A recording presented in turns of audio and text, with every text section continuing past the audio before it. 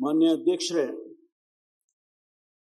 ತಾವು ತಂದಿರ್ತಕ್ಕಂಥ ಈ ಸಂತಾಪ ಸೂಚನೆಗೆ ಬೆಂಬಲಿಸ್ತಾ ಪ್ರಕೃತಿ ಎಂತೆಂಥ ಆಶ್ಚರ್ಯಗಳನ್ನ ಇಟ್ಟಿದೆ ನಮಗೆ ಅಂತ ಹೇಳಿದ್ರೆ ಬಹುಶಃ ಅದನ್ನ ಅರ್ಥ ಮಾಡ್ಕೊಳ್ಳೋದೇ ಬಹಳ ಕಷ್ಟ. ಕಳೆದ ವಿಧಾನಸಭೆಯ ಸಭೆ ನಡೀತಾ ಇರ್ತಕ್ಕಂಥ ಸಂದರ್ಭದಲ್ಲಿ ಮಾನ್ಯ ಸುಧಾಕರ್ ಅವರು ಇಲ್ಲೇ ನಮ್ಮ ಜೊತೆನಲ್ಲಿ ತಮಾಷೆ ಮಾಡಿಕೊಂಡು ಅನೇಕ ವಿಚಾರಗಳನ್ನ ಪ್ರಸ್ತಾಪ ಮಾಡಿಕೊಂಡು ಅನೇಕ ರಾಜಕಾರಣದ ವಿಷಯಗಳನ್ನು ಕೂಡ ಮಾತನಾಡಿದ್ದನ್ನ ಈಗಲೂ ನನಗೆ ಮಾತನಾಡಿದ್ರೆ ಈಗ ತಾನೇ ಮಾತಾಡಿದ್ರೆ ಅನ್ನೋ ರೀತಿಯಲ್ಲಿ ನೆನಪಿದೆ ನನಗೆ. ಆದ್ರೆ ಇವತ್ತು ವಿಧಾನಸಭೆ ಬಂದಿರುವಂತ ಸಂದರ್ಭದಲ್ಲಿ ಅವ್ರು ನಮ್ಮ ಜೊತೆನಲ್ಲಿಲ್ಲ. ಎಷ್ಟು ನೋವಿನ ಸಂಗತಿ ಅಂತ ಹೇಳಿದ್ರೆ, ಸುಧಾಕರ್ ನಮ್ಗೆಲ್ಲ ಆತ್ಮೀಯ ಸ್ನೇಹಿತ. ನನಗಂತೂ ಅವರ ಇಡೀ ಕುಟುಂಬ, ಅವರ ಸಹೋದರ, ಅವರ ಚಿಕ್ಕಪ್ಪ, ಅವರೆಲ್ಲರೂ ಕೂಡ ಬಹಳ ಹತ್ತಿರದಲ್ಲಿ ಇದ್ದಂಥವ್ರು ನನಗೆ. ಮಾನ್ಯ ಮುಖ್ಯಮಂತ್ರಿಗಳು ಮತ್ತೆ ವಿರೋಧ ಪಕ್ಷದ ನಾಯಕರು ಬಹಳ ಅವರುಗಳ ಬಗ್ಗೆ ಬಹಳ ವಿವರವಾಗಿ ಮಾತನಾಡಿದ್ದಾರೆ. ಒಬ್ಬ ಅಲ್ಪಸಂಖ್ಯಾತ ಸಮುದಾಯದಿಂದ ಬಂದು ಒಂದು ಸಣ್ಣ ಸಮುದಾಯ, ಜೈನ ಸಮುದಾಯ ನಮ್ಮ ರಾಜ್ಯದಲ್ಲಿ ಸಂಖ್ಯೆಯಲ್ಲಿ ಏನು ಹೆಚ್ಚಿಲ್ಲ. ಹಿರಿಯೂರು ಕ್ಷೇತ್ರದಲ್ಲಿ ಬಹುಶಃ ಒಂದು 350 ಕುಟುಂಬಗಳಿದ್ರೆ ಹೆಚ್ಚು. ಅಂತಹ ಕ್ಷೇತ್ರದಲ್ಲಿ, ಬಲಿಷ್ಠವಾದಂತಹ ಸಮುದಾಯಗಳಿರುವಂತಹ ಕ್ಷೇತ್ರದಲ್ಲಿ ಸುಧಾಕರ್ ಗೆದ್ದು ಬರ್ತಾರೆ ಅಂತ ಹೇಳಿದ್ರೆ, ಜನಸಮುದಾಯದಲ್ಲಿ ಜನಮನ್ನಣೆಯನ್ನು ಎಷ್ಟು ಗಳಿಸಿದ್ರು, ಪ್ರೀತಿಯನ್ನು ಗಳಿಸಿದ್ರು. 3 ಬಾರಿ ಶಾಸಕರಾಗಿ ಅವರು ಗೆದ್ದು ಬರ್ತಾರೆ.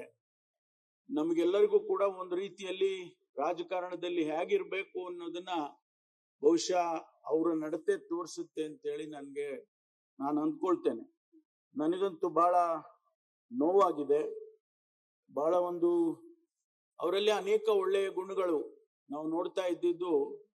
ದಾನ ಮಾಡ್ತಕ್ಕಂಥದ್ದಾಗ್ಲಿ, ಯಾಕೆಂದ್ರೆ ಜೈನ ಸಮುದಾಯದಲ್ಲಿ ಆ ಪ್ರಿನ್ಸಿಪಲ್ಲೇ ಇದೆ. ಜೈನರಿಗೆ ದಾನ ಮಾಡ್ತಕ್ಕಂಥದ್ದೇ ಪ್ರಿನ್ಸಿಪಲ್ ಇದೆ.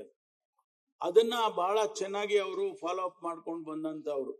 ದಾನ ಮಾಡೋದಿರ್ಲಿ, ಪ್ರೀತಿಯಿಂದ ಕಾಣೋದಾಗ್ಲಿ, ಮತ್ತು ಯಾರ ಜೊತೆಯಲ್ಲೂ ಕೂಡ ಅವರು ಕೋಪ ಮಾಡ್ಕೊಳ್ಳೋದಾಗ್ಲಿ, ಶತ್ರುತ್ವವನ್ನು ಕಟ್ಕೊಳ್ತಕ್ಕಂಥದ್ದಾಗ್ಲಿ, ಯಾವುದು ಕೂಡ ನಾವು ಸುಧಾಕರ್ ಜೊತೆಯಲ್ಲಿ ನೋಡ್ಲಿಲ್ಲ. ಅಂತಹ ಒಂದು ಗುಣಗಳನ್ನ ಇಟ್ಕೊಂಡಂತ ಸುಧಾಕರ್ ಇವತ್ತು ನಮ್ಮನ್ನ ಅಗಲಿ ಹೋಗಿದ್ದಾರೆ. ಅವರ ಆತ್ಮಕ್ಕೆ ನಾನು ಶಾಂತಿಯನ್ನ ಈ ಸಂದರ್ಭದಲ್ಲಿ ಕೋರ್ತೇನೆ. ಮತ್ತು ವೀರಣ್ಣವರು ನನ್ನ ಕ್ಷೇತ್ರದವರು.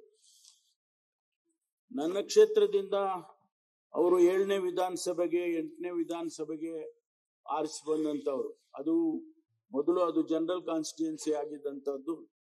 ಅವರು ST ಸಮುದಾಯಕ್ಕೆ ಸೇರಿದ್ರು ಕೂಡ ಜನರಲ್ ಕಾನ್ಸ್ಟಿಟ್ಯೂನ್ಸಿನಲ್ಲಿ 2 ಬಾರಿ ಅಲ್ಲಿ ಆಯ್ಕೆಯಾಗಿ ಬರ್ತಾರೆ. ಒಬ್ಬ ಸಾಮಾನ್ಯ ವಕೀಲನಾಗಿ ನಾನು ವಿದೇಶದಿಂದ ಬಂದು ನಮ್ಮ ತಂದೆಯವರು ಅವರ ಮನೆಗೆ ಕರ್ಕೊಂಡೋದ್ರು. ಮಂತ್ರಿಗಳಾಗಿದ್ರು, ಅವರು ಸಣ್ಣ ಉಳಿತಾಯ ಸಚಿವರಾಗಿದ್ರು. ನಮಗ್ ಗೊತ್ತಿದೆ, ಗಾಂಧಿನಗರದಲ್ಲಿ ಒಂದು ಶೆಡ್ ಅಲ್ಲಿ ಇದ್ರು. ಒಬ್ಬ ಮಂತ್ರಿಯಾಗಿ, ರಾಜ್ಯದ ಒಬ್ಬ ಮಂತ್ರಿಯಾಗಿ ಒಂದು ಆಸ್ಬೆಸ್ಟಾಸ್ ಶೆಡ್ ಹಾಕಿ ಆ ಶೆಡ್ ನಲ್ಲಿ ಇದ್ರು. ನನಗೆ ಗೊತ್ತಿರಲಿಲ್ಲ, ನಾನು ಇನ್ನೂ ರಾಜಕಾರಣಕ್ಕೂ ಬಂದಿರಲಿಲ್ಲ, ರಾಜಕಾರಣ ನನಗೇನು ಗೊತ್ತೇ ಇರಲಿಲ್ಲ. ಆ ಸಂದರ್ಭದಲ್ಲಿ ನಮ್ಮ ತಂದೆಯವರು ಅಲ್ಲಿ ಕರ್ಕೊಂಡು ಹೋದ್ರು ಅವ್ರ ಮನೆಗೆ. ನನಗೆ ಆಶ್ಚರ್ಯ, ಮಂತ್ರಿ ಅಂದ್ರೆ ಹಿಂಗೆ ಇರೋದು ಅಂತ. ಅವು ಅಷ್ಟು ಸರಳತೆಯಿಂದ ಇದ್ದಂತವ್ರು. ನನಗೆ ನಿಜಕ್ಕೂ ಆಶ್ಚರ್ಯ ಅಂತ ಹೇಳಿದ್ರೆ, ಅವರು ಕಳೆದ ತಿಂಗಳು ಅವ್ರು ಸಾಯೋದಕ್ಕೆ ಒಂದು 15 ದಿವಸ ಮುಂಚೆ ನಾನು ಅವ್ರನ್ನ ಭೇಟಿ ಮಾಡಿದ್ದೆ. ಮಾತನಾಡಿದ್ರು, ಕುಂತ್ಕೊಂಡು ನನಗೆ ಹೇಳಿದ್ರು. ಅವರು ಹೇಳ್ತಕ್ಕಂಥ ಮಾತು, ಅವರು ಒಂದು ಉದಾಹರಣೆ ಹೇಳಿದ್ರು. ಒಬ್ಬ ಡೆಪ್ಟಿ ಕಮಿಷನರ್ಗೆ ಒಂದ್ಸಾರಿ ಕೇಳಿದ್ರಂತೆ, ನೀವು ಕಾಫಿ ತಿಂಡಿ ಎಲ್ಲ ತರಿಸ್ಕೊಡ್ತೀಯಲ್ಲ, ಯಾವ ದುಡ್ಡಿಂದ ತರಿಸ್ಕೊಡ್ತೀಯ ನೀನು? ನಾನು ನಿನಗೆ ಹಣ ಕೊಡ್ತೀನಿ ಅಂತೇಳಿ ಆ ಡೆಪ್ಟಿ ಕಮಿಷನರ್ಗೆ ಕಾಫಿ ತಿಂಡಿ ತರಿಸಿ ಕೊಟ್ಟಿದ್ದನ್ನ ಹಣ ಕೊಟ್ರು.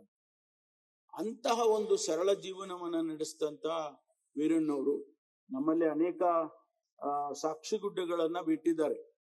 ಹಾಗೂ ನಮ್ಮ ಮುಖ್ಯಮಂತ್ರಿಗಳು ಯಾವಾಗ್ಲೂ ಹೇಳ್ತಾರೆ ಸಾಕ್ಷಿಗುಡ್ಡೆಗಳನ್ನ ಬಿಡಬೇಕು ನೀವು ಹಾಗೆ ಅಂತ. ಅದನ್ನ ಸಾಕ್ಷಿಗುಡ್ಡೆಗಳ ಅನೇಕ ಅಭಿವೃದ್ಧಿ ಕಾರ್ಯಗಳನ್ನ ಅವರನ್ನ ನೆನಪಿಸ್ಕೊಳ್ತಕ್ಕಂಥ ಶಾಲಾ ಕಾಲೇಜುಗಳಿರ್ಬೋದು ಅಥವಾ ಕುಡಿಯೋ ನೀರಿನ ವ್ಯವಸ್ಥೆ ಇರ್ಬೋದು, ಇದೆಲ್ಲವನ್ನು ಕೂಡ ನಮ್ಮ ಕ್ಷೇತ್ರದಲ್ಲಿ ಅವರು ಮಾಡಿರ್ತಕ್ಕಂಥದ್ದನ್ನ ಇವತ್ತು ನೆನೆಸ್ಕೊಳ್ತೇನೆ. ಜೊತೆಗೆ ನನಗೆ ವೈಯಕ್ತಿಕವಾಗಿ ಅನೇಕ ಮಾರ್ಗದರ್ಶನಗಳನ್ನ ಮಾಡ್ತಾ ಇದ್ರು. ಅವರು ಜನತಾದಳದಲ್ಲಿ ಇದ್ರೂ ಕೂಡ ನಾನು ಅನೇಕ ಸಂದರ್ಭದಲ್ಲಿ ಅವ್ರಿಗೆ ಹೇಳಿದೆ, ನೀವು ಕಾಂಗ್ರೆಸ್ಸಿಗೆ ಬನ್ನಿ ನನ್ನ ಜೊತೆಯಲ್ಲಿ. ಕೊನೆವರೆಗೂ ಅವರು ಆ ತೀರ್ಮಾನ ಮಾಡ್ಲೇ ಇಲ್ಲ. ಆದ್ರೆ ನನಗೆ ಮಾತ್ರ ಚುನಾವಣೆಯಲ್ಲಿ ನಿನಗೆ ಒಳ್ಳೇದಾಗ್ಲಿ ಅಂತೇಳಿ ಅವರ ಸ್ನೇಹಿತರಿಗೆ, ಅವರ ಸಹಕಾರಿಗೆ, ಇವರಿಗೆಲ್ಲ, ಅವರ ಮುಖಂಡರುಗಳಿಗೆಲ್ಲ ಹೇಳೋರು, ಪರಮೇಶ್ವರ್ ಒಳ್ಳೆಯವನಪ್ಪ, ನಿಮ್ಗೆ ಓಟ್ ಹಾಕ್ಬಿಡ್ರಿ, ನಾನು ಪಕ್ಷ ನೋಡೋದಿಲ್ಲ, ವ್ಯಕ್ತಿ ನೋಡ್ತೀನಿ ಹಾಗೆ ಅಂತ ಹೇಳೋರು. ಅದರಿಂದ ಇವತ್ತು ಅವರ ಆತ್ಮಕ್ಕೂ ಕೂಡ ಶಾಂತಿಯನ್ನ ಕೋರ್ತೇನೆ. ವೆಂಕಟರಮಣಪ್ಪ ನನಗೆ ಒಬ್ಬ ಸಹೋದರನ ರೀತಿನಲ್ಲಿ, ತಮಗೂ ಕೂಡ ಅಷ್ಟೇ ಪ್ರೀತಿ ವಿಶ್ವಾಸ ಇತ್ತು ಅಂತ ಅನ್ಕೊಳ್ತೀನಿ ನಾನು. ನಮಗೆಲ್ಲ ನಮ್ಮ ಜಿಲ್ಲೆನಲ್ಲಿ ವೆಂಕಟರಮಣಪ್ಪನ್ನ ನಾವು ಸಾಮಾನ್ಯವಾಗಿ ತೋಳ ಅಂತ ಕರೀತಾ ಇದ್ದು. ಯಾಕೆಂದ್ರೆ ಹಿಂದೆ ಒಂದ್ಸರಿ ಪಾವಗಡದಲ್ಲಿ ತೋಳ ಬಂತು ಅಂತ ಹೇಳಿ ಅದೊಂದು ಪ್ರತೀತಿನೇ ಆಗೋಗ್ಬಿಟ್ಟಿತ್ತು. ಅದಕ್ಕೆ ನಾವು ತಮಾಷೆಗೆ ನೀನೇನೇನ್ ತೋಳ ಅಂತ ಹೇಳಿ ಅವ್ರಿಗೆ ಹೇಳ್ತಾ ಇದ್ದು. ಅತ್ಯಂತ ಸರಳ ಜೀವಿ, ಪ್ರೀತಿಗೆ ಮತ್ತೊಂದು ಹೆಸರು ಅವರು. ಅಷ್ಟೊಂದು ಪ್ರೀತಿಯನ್ನ ಇಟ್ಕೊಂಡಿದ್ದಂಥದ್ದು. ಸ್ನೇಹಿತರು ಅಂದ್ರು ಸ್ನೇಹಕ್ಕೆ ಎಷ್ಟು ಬೆಲೆ ಕಟ್ಟಬೇಕೋ ಅವರನ್ನ ನೋಡಿ ನಾವು ಕಲ್ತ್ಕೊಳ್ಬೇಕು ಅಂತಕ್ಕಂಥ ಮಾತು. ಗಡಿನಾಡು ಪಾವಗಡ ಒಂದ್ ರೀತಿಯಲ್ಲಿ ಆಂಧ್ರಕ್ಕೂ ಸುತ್ತ ಆಂಧ್ರ ಇದೆ. ನಮಗೆ ಆಂಧ್ರದ ಮೂಲಕ ಹೋಗ್ಬೇಕು ಪಾವಗಡಕ್ಕೆ ಹೋಗೋದಕ್ಕೆ. ಆ ಗಡಿನಾಡಿನಲ್ಲಿ ಬಹಳ ಕನ್ನಡದ ಬಗ್ಗೆ ಆಗ್ಲಿ, ನಮ್ಮ ರಾಜ್ಯದ ಅಭಿವೃದ್ಧಿಗಾಗ್ಲಿ ಇದನ್ನೆಲ್ಲ ಹೋರಾಟ ಮಾಡ್ತಿದ್ದಂಥವ್ರು. ಒಂದ್ಸಾರಿ ನಾವು 89ರಲ್ಲಿ ಚುನಾವಣೆಯಲ್ಲಿ ಮೊದಲನೇ ಬಾರಿ ನಾವೆಲ್ಲರೂ ಗೆದ್ದು ಬಂದದ್ದು. ವೆಂಕಟರಮಣಪ್ಪ, ನಾನು ಎಲ್ಲ ಒಟ್ಟಿಗೆ 89ರಲ್ಲಿ ಗೆದ್ದು. ಮಾನ್ಯ ವೀರೇಂದ್ರ ಪಾಟೀಲ್ ರವರು ಮುಖ್ಯಮಂತ್ರಿಗಳಾದ್ರು. ಅವರು ಮೊದಲನೇ ಪ್ರವಾಸ, ಫಸ್ಟ್ ಟೂರ್ ಪಾವಗಡಕ್ಕೆ ಹಾಕಿದ್ರು.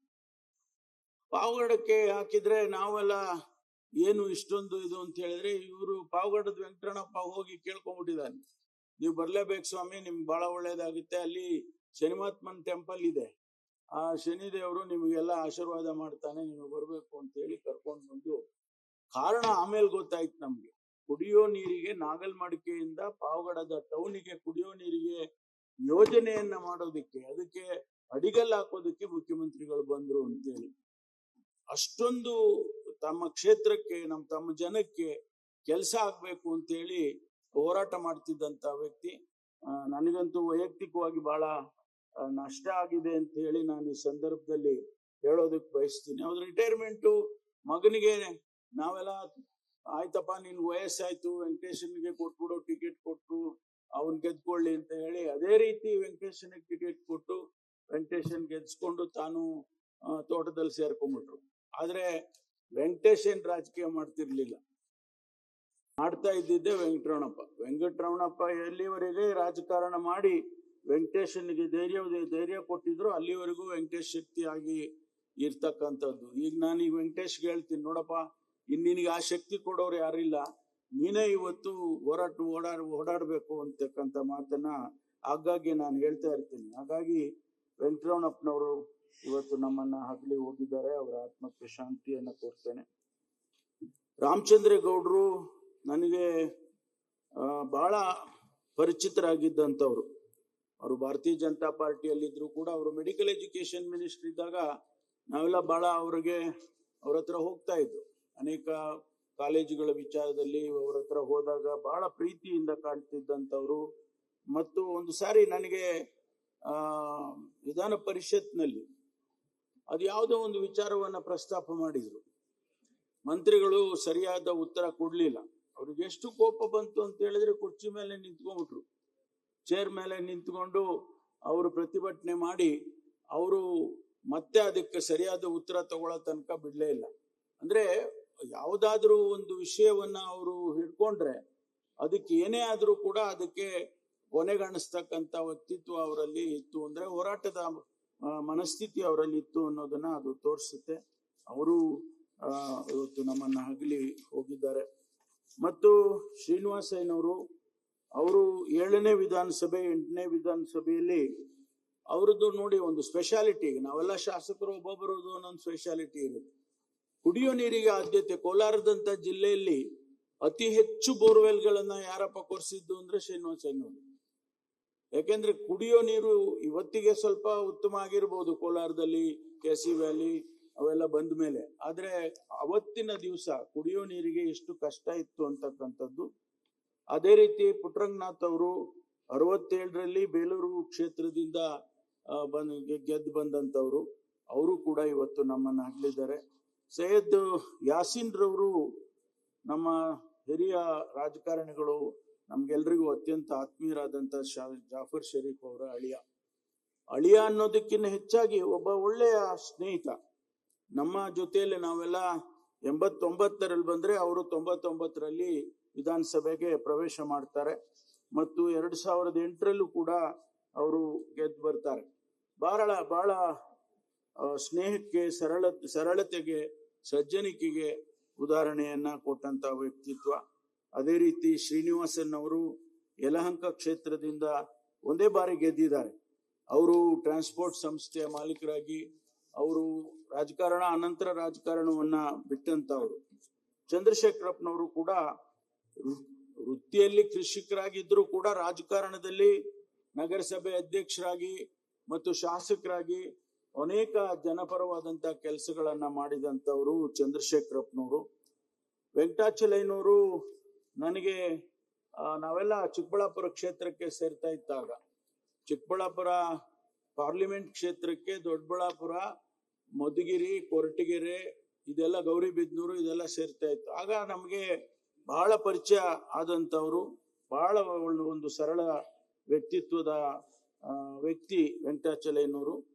ಹನುಮಂತಪ್ಪನವರು 3 ಬಾರಿ ರಾಜ್ಯಸಭಾ ಸದಸ್ಯರಾಗಿದ್ದರು.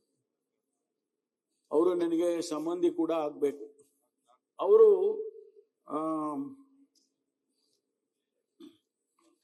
ರಾಜೀವ್ ಗಾಂಧಿ ಅವರಿಗೆ, ಸೋನಿಯಾ ಗಾಂಧಿ ಅವರಿಗೆ ಅನೇಕ ಸಂದರ್ಭದಲ್ಲಿ ಸಲಹೆ ಸೂಚನೆಗಳನ್ನು ಕೊಡ್ತಕ್ಕಂಥ ರೀತಿಯಲ್ಲಿ ಕೆಲಸ ಮಾಡಿದಂಥವ್ರು. ACCಯಲ್ಲಿ ಅವರು ಪದಾಧಿಕಾರಿಗಳಾಗಿಲ್ಲದೆ ಇದ್ರು ಕೂಡ ಹಾಗಾಗಿ ಅವರು ಹೋಗಿ ನೇರವಾದಂತ ಮಾತುಗಳನ್ನು ಹೇಳೋರು.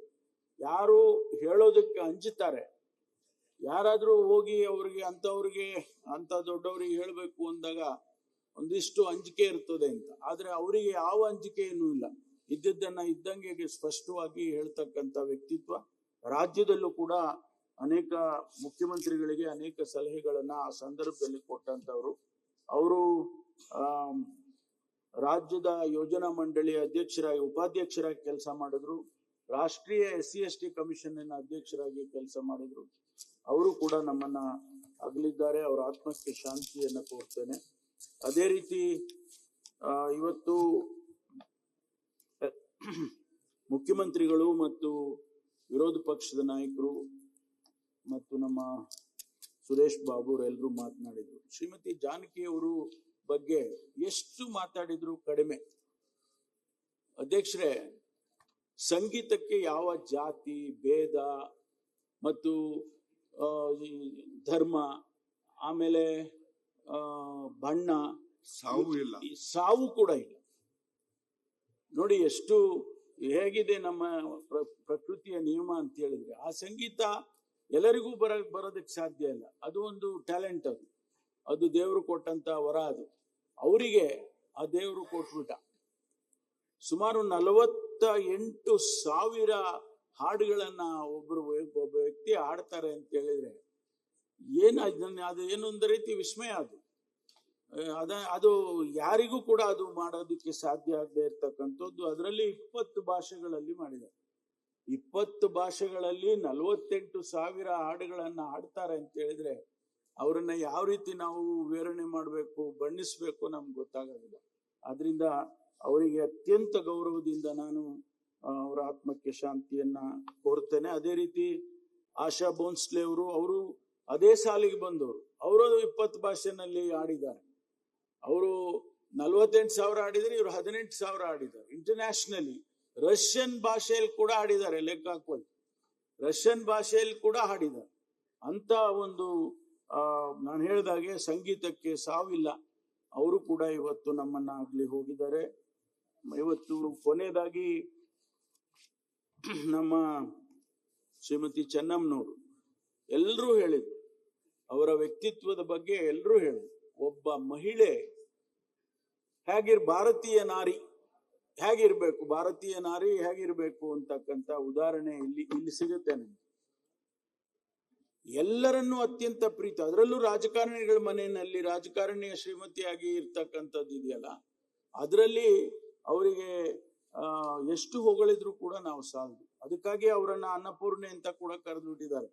ಯಾರೇ ಮನೆಗೆ ಹೋಗ್ಲಿ ಅವರಿಗೆ ನೋಡ್ಕೊಳ್ದೆ, ಊಟ ಹಾಕ್ದೆ, ಅವರಿಗೆ ಒಳ್ಳೆಯ ಪ್ರೀತಿಯಿಂದ ಕಾಣದೆ ಮತ್ತು ಒಳ್ಳೆ ಮಾತಾಡದೆ ಕಳಿಸ್ತಾ ಇದ್ದಂತ ಉದಾಹರಣೆಗಳೇ ಇಲ್ಲ. ಯಾರೇ ಹೋಗ್ಲಿ, ತಾವು ಹೇಳಿದಾಗೆ ಎಲ್ಲಾ ಪಕ್ಷದವರು, ಬರೀ ಜನತಾ ದಳದವರು ಅಂತ ಅಲ್ಲ, ಎಲ್ಲ ಪಕ್ಷದವರನ್ನು ಎಲ್ಲರನ್ನು ಯಾರವ್ರ ಮನೆಗೆ ಹೋದ್ರೆ ದೇವೇಗೌಡರು ಒಂದ್ ಕಡೆ ಆದ್ರೆ ಅವರು ಶ್ರೀಮತಿ ಚೆನ್ನಮ್ಮನವರು ಅತ್ಯಂತ ಪ್ರೀತಿಯಿಂದ ನೆನಪಿಸ್ಕೊಳ್ತಕ್ಕಂಥ ರೀತಿಯಲ್ಲಿ ಅವರನ್ನ ನೋಡ್ಕೊಂಡು ಕಳಿಸ್ತಕ್ಕಂಥ ವ್ಯಕ್ತಿತ್ವ. ಹಾಗಾಗಿ ಆ ತಾಯಿಗೆ ನಾವು ಇವತ್ತು ಅತ್ಯಂತ ಪ್ರೀತಿಯಿಂದ ಗೌರವದಿಂದ ಅವರ ಆತ್ಮಕ್ಕೆ ಶಾಂತಿಯನ್ನು ಕೂಡ ಕೊಡುತ್ತೇನೆ. ತಾವು ತಂದಿರ್ತಕ್ಕಂಥ ಈ ಸಂತಾಪ ಸೂಚನೆ ಎಷ್ಟು 14 ಜನರ ಬಗ್ಗೆ ತಾವು ತಂದಿದ್ದೀರಿ, ಅದಕ್ಕೆ ನಾನು ಬೆಂಬಲಿಸ್ತಾ ನನಗೆ ಮಾತನಾಡೋಕೆ ಅವಕಾಶ ಕೊಟ್ಟಿದ್ದಕ್ಕಾಗಿ ಅಧ್ಯಕ್ಷರಿಗೆ ವಂದಿಸಿ ನಾನು ಮಾತು ಮುಗಿಸ್ತೇನೆ. ನ್ಯೂಸ್ ಫಸ್ಟ್, ನಿರ್ಭೀತಿಯಿಂದ ನಿಮ್ಮ ಪರವಾಗಿ.